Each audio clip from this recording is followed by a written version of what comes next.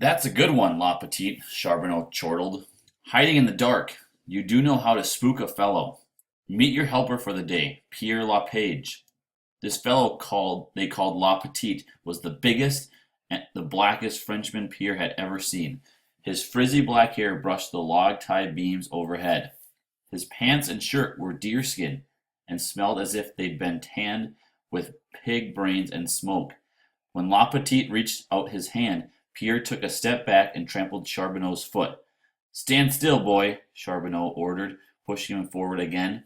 Pierre braced himself, afraid to imagine what this giant would do to him next.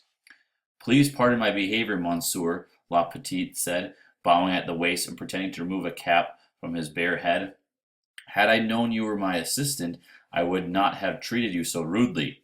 He then let out a deep chuckle and tousled Pierre's hair.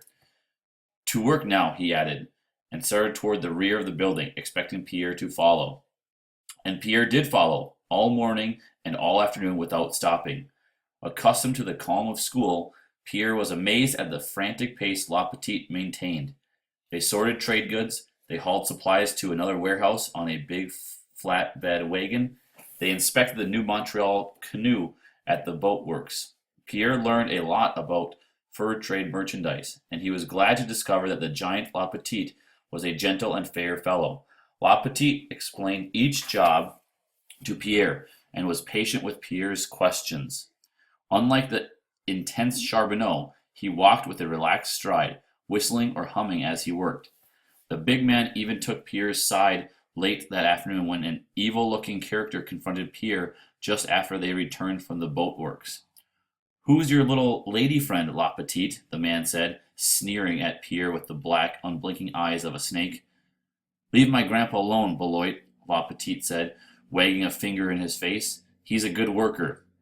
Unafraid of La Petite's warning, Beloit spat in the dust at Pierre's feet and said, "Send him to the dressmaker." Pierre couldn't help staring at Beloit. He wore a soiled shirt, open at the neck, and his chest was covered with matted black hair. His ragged beard and stooped shoulders made him look more like a bear than a man. But the thing that startled Pierre most was his nose. The right half had been ripped off. Beloit scowled one last time and walked away, grumbling to himself.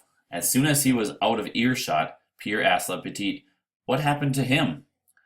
"That's quite a nose, ain't it?" La Petite chuckled.